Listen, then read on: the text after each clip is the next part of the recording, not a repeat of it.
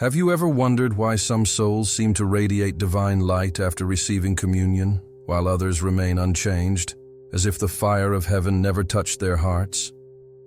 There exists a sacred secret, whispered through the corridors of eternity, that few truly comprehend. Not every communion opens the floodgates of grace.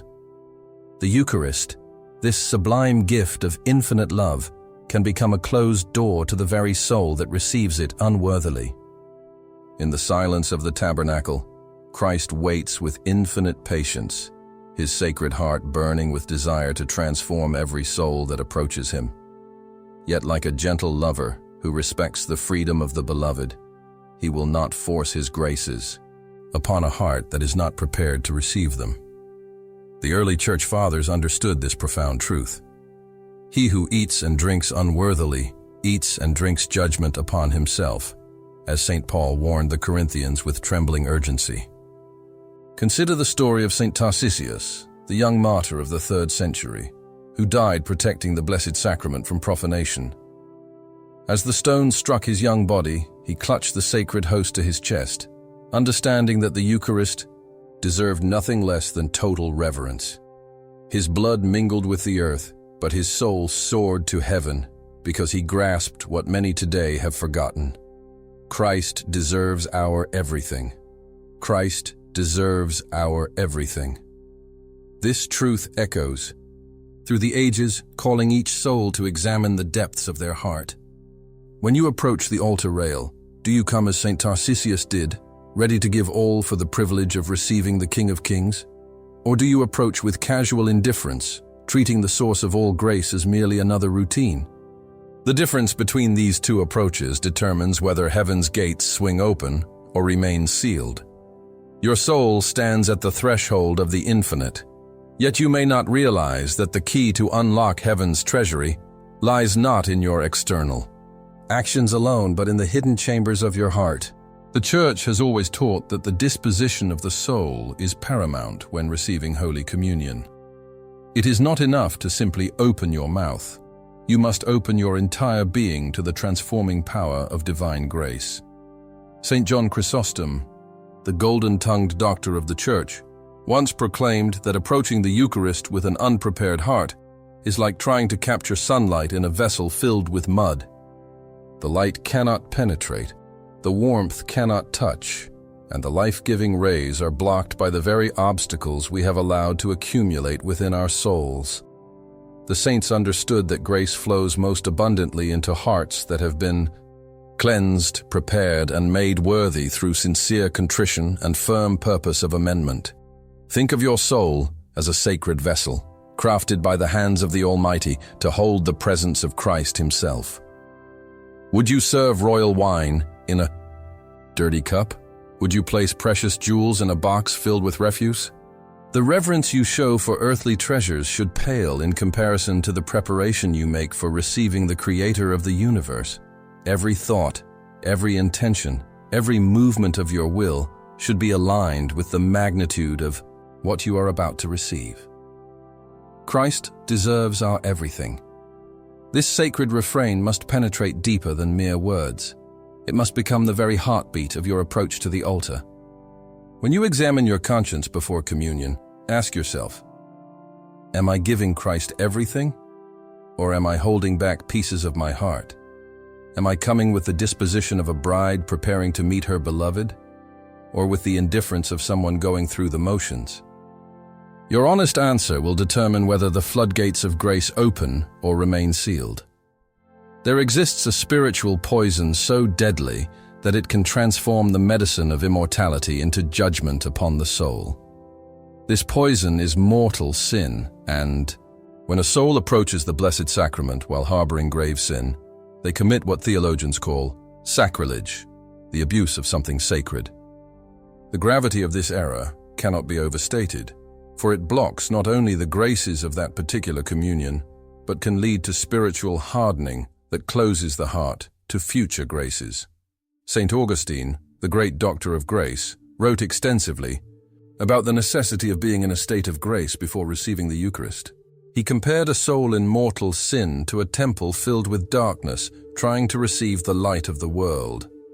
The darkness does not overcome the light, but neither can the light penetrate where it is not welcomed by a truly contrite heart. The Council of Trent solemnly declared that anyone conscious of mortal sin must first receive sacramental absolution before approaching Holy Communion. Consider the account of Pope St. Pius X, who as a simple parish priest once refused communion to a prominent politician who lived in public scandal. When questioned about his apparent harshness, the future saint replied with tears in his eyes, "I love his soul too much to allow him to eat and drink his own condemnation." This act of apparent severity was actually the deepest compassion, for the saint understood that protecting someone from sacrilege is the greatest act of charity. Christ deserves our everything, including our complete honesty about the state of our souls. If you find yourself harboring resentment that has hardened into hatred, if you have broken faith with your spouse through adultery, if you have deliberately taken what belongs to another, or if you have turned away from God through any grave sin, then your love for Christ must compel you to seek His mercy in the confessional before approaching His table.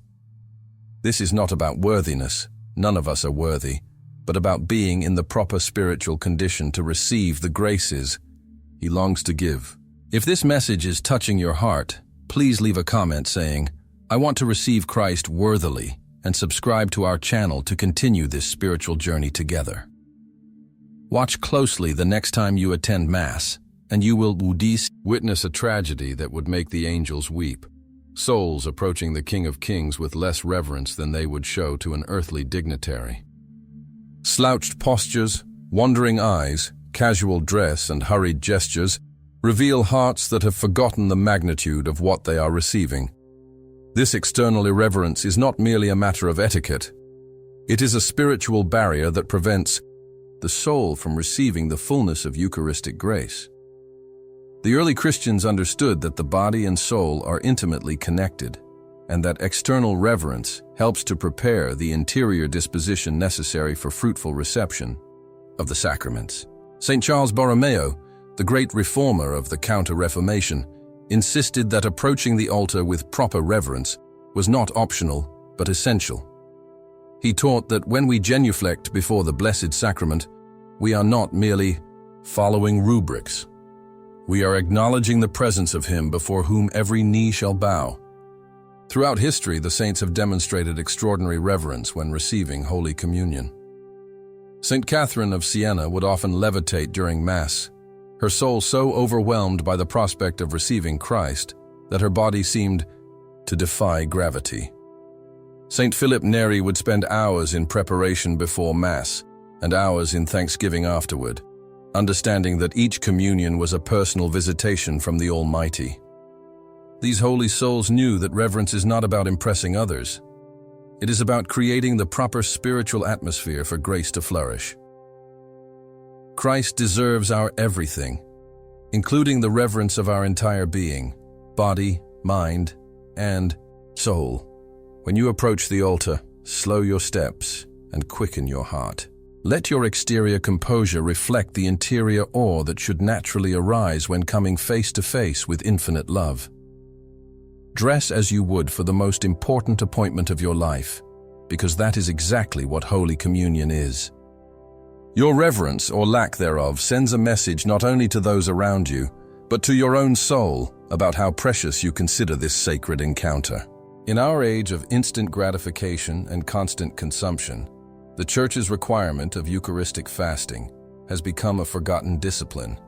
Yet this ancient practice holds the key to unlocking deeper graces from Holy Communion.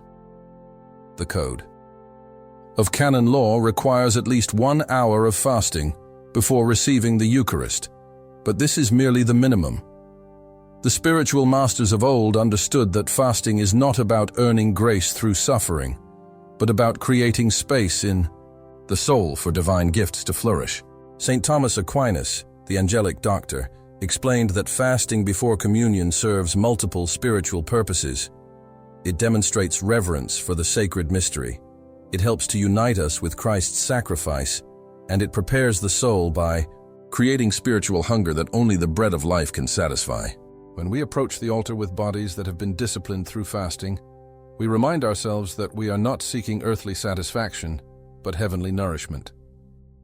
The Desert Fathers practiced rigorous fasting not as an end in itself, but as a means of spiritual purification that opened their hearts to receive God's grace more fully. St. John of the Cross wrote about the necessity of emptying ourselves of worldly attachments so that we might be filled with divine love. The simple act of abstaining from food and drink before communion participates in this mystical emptying that makes room for Christ to enter more completely. Christ deserves our everything, including the small sacrifice of temporary abstinence that demonstrates our understanding of priorities. When you fast before receiving the Eucharist, you are declaring that your hunger for God surpasses your earthly appetites. This act of self-denial, however small, helps to attune your soul to receive the spiritual nourishment that Christ offers.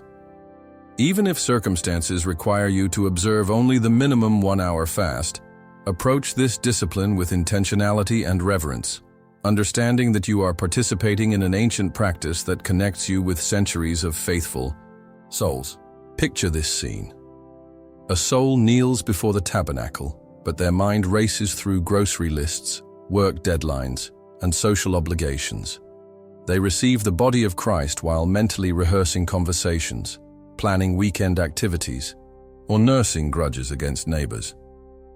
This divided attention creates a spiritual static that interferes with the transmission of grace, like trying to receive a delicate radio signal while surrounded by electronic interference. Saint Teresa of Avila, the great mystical doctor, taught that the quality of our prayer and reception of sacraments depends largely on our ability to focus our entire attention on God. She compared the distracted soul to a butterfly, flitting from flower to flower but never settling long enough to receive true nourishment. When we approach Holy Communion with scattered thoughts and divided intentions, we limit our capacity to receive the transforming grace that Christ desires to pour into our souls. The Cure of Ars, St. John Vianney, could often be found spending hours in adoration before the Blessed Sacrament, training his mind and heart to focus entirely on Christ's presence. He understood that the ability to receive grace fruitfully requires practice in attention and intention.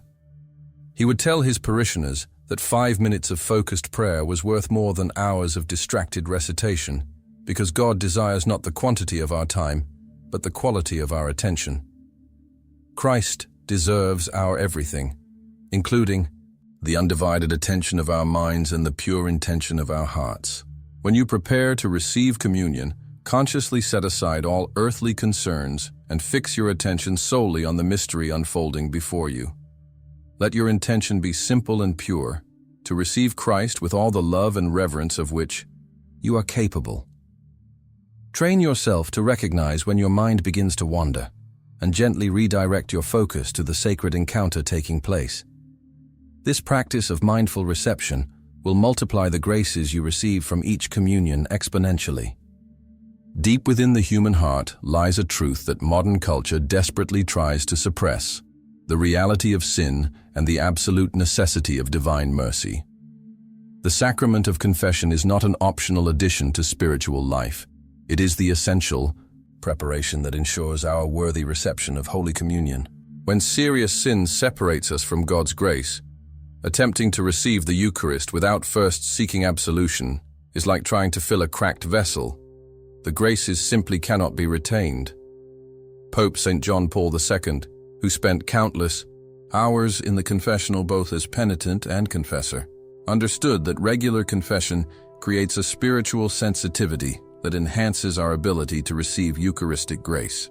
He taught that the soul washed clean by sacramental absolution approaches the altar like a bride adorned for her wedding, pure and radiant, ready to receive the deepest intimacy with Christ.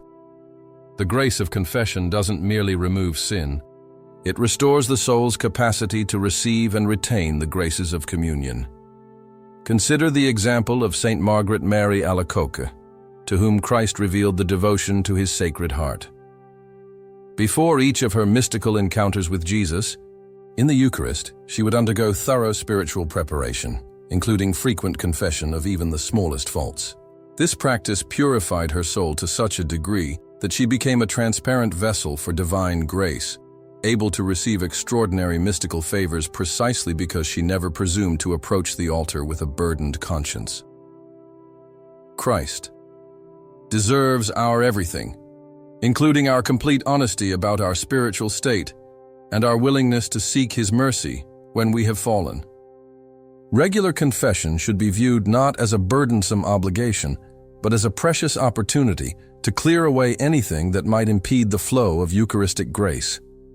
Even when not strictly required, frequent confession creates a spiritual atmosphere in which the graces of communion can flourish.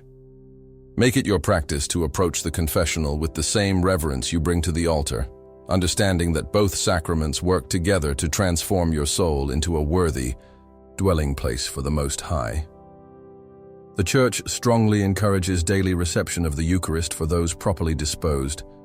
Yet this beautiful invitation contains a hidden danger, the risk of familiarity breeding contempt. When the extraordinary becomes ordinary, when the miraculous becomes routine, the soul can gradually lose its sense of wonder and reverence, creating a spiritual numbness that blocks the very graces frequent communion is meant to provide. Saint Thérèse of Lisieux, who received permission to receive daily communion at a time when this was rare, wrote extensively about maintaining fervor in frequent reception. She compared each communion to a sunrise. Though the sun rises every day, each dawn brings unique beauty and gifts for those who receive it with fresh eyes and an expectant heart. She taught that the secret to fruitful, frequent communion lay not in the frequency itself, but in approaching each reception as if it were the first and last of one's life. Pope St. Pius X, who opened the gates of frequent communion to the faithful, simultaneously warned against the spiritual laziness that could accompany this privilege. He insisted that frequency must be matched by intensity of preparation and gratitude. The saints who received communion daily spent considerable time in preparation and thanksgiving, understanding that the privilege of frequent reception required corresponding growth in reverence and devotion. Christ deserves our everything, and this everything must increase rather than decrease with frequency of reception. If you are blessed to receive communion regularly, guard against the subtle temptation of spiritual presumption. Let each approach to the altar be marked by fresh gratitude, renewed preparation, and deeper reverence than the last. Vary your prayers of preparation, study the mystical theology of the Eucharist, and spend time in adoration to keep the flame of wonder burning brightly in your heart. Frequent communion should lead to frequent transformation, not comfortable complacency. In the rushed pace of modern liturgy, one of the most tragic losses is the ancient practice of extended thanksgiving after receiving Holy Communion. The moments immediately following reception are when the soul is most intimately united with Christ, when His presence burns most brightly within us. Yet many Catholics immediately turn their attention to the next part of the Mass or begin planning their post-liturgy activities. This neglect of proper thanksgiving wastes precious opportunities for grace and spiritual growth. Saint Louis de Montfort taught that the quarter hour following communion is worth more than years of ordinary prayer, because during this time, Christ is sacramentally present within us in the most intimate way possible. He encouraged the faithful to spend these sacred minutes in deep, personal conversation with Jesus, adoring Him, thanking Him, making requests, and simply basking in His love. The saints understood that thanksgiving after communion is not merely polite courtesy, but a spiritual necessity that multiplies the graces received. The Venerable Archbishop Fulton Sheen made it his lifelong practice to spend at least 15 minutes in thanksgiving after each Mass, regardless of his busy schedule. He would often say that these moments of intimate communion with Christ were the source of his extraordinary apostolic fruitfulness. He taught that the soul that rushes away from the altar without proper thanksgiving is like a person who receives a precious gift but never takes time to open it and appreciate its contents. Christ deserves our everything, including our unhurried gratitude and attentive presence after He has given Himself to us so completely. Train yourself to remain recollected for several minutes after receiving communion, even in the midst of a busy parish liturgy.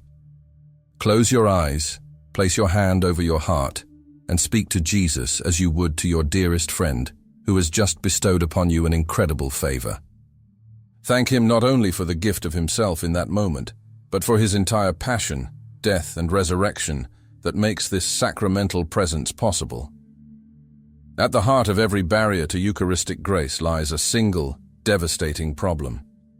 Weakened faith in the real presence of Christ in the Eucharist, without firm belief that the consecrated host is truly, really, and substantially the body, blood, soul, and divinity of Jesus Christ, all external preparations become mere theater, and the soul remains closed to the transforming power of this awesome mystery. The Church's doctrine of transubstantiation, solemnly defined at the Council of Trent, is not merely an abstract theological concept, but the foundation upon which all Eucharistic devotion must rest. When faith wavers, when doubt creeps in, when the Eucharist is treated as merely symbolic or metaphorical, the soul's capacity to receive grace diminishes proportionally. St. Thomas Aquinas spent years developing the theological framework that explains this mystery precisely because he understood that clear doctrine supports and strengthens faith. Throughout church history, countless miracles have confirmed the truth of the real presence.